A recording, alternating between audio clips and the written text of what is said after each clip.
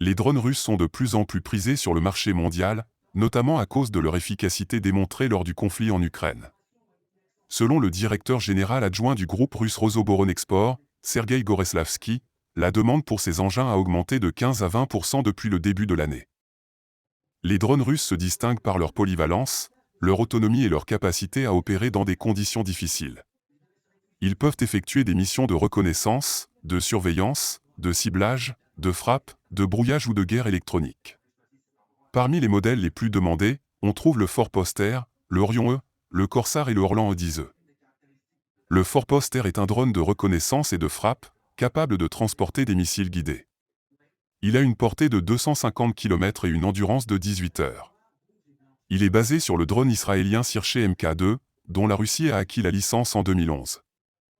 Le Orion E est un drone de classe MAL, moyenne altitude, longue endurance, qui peut voler à une altitude de 7500 mètres et rester en l'air pendant 24 heures. Il peut emporter une charge utile de 200 kg, dont des armes de précision. Il a été utilisé pour la première fois en Syrie en 2018. Le Corsair est un drone tactique, qui peut voler à une altitude de 5000 mètres et parcourir une distance de 120 km. Il peut transporter une charge utile de 40 kg, dont des caméras, des capteurs ou des armes. Il a été présenté pour la première fois lors du défilé militaire du 9 mai 2018 à Moscou. Le Orlan E10E est un drone de reconnaissance et de guerre électronique, qui peut brouiller les communications et les radars ennemis. Il a une portée de 140 km et une endurance de 16 heures.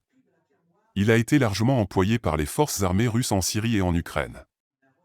Ces drones ont prouvé leur efficacité sur le terrain, notamment lors du conflit dans le Donbass, où ils ont permis aux forces pro-russes de repérer et de détruire les positions ukrainiennes. Selon le ministère russe de la Défense, plus de 200 drones ukrainiens ont été abattus par les systèmes de défense aérienne russes depuis 2014.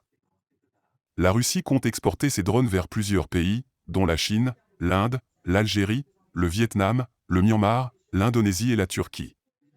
Selon le Centre d'analyse du commerce mondial des armes, la Russie est le 6e exportateur mondial de drones, avec une part de marché de 3,9% en 2020. N'oubliez pas de vous abonner et surtout de cliquer sur la cloche de notification. Likez la vidéo si ce n'est pas déjà fait. Laissez aussi votre point de vue en commentaire.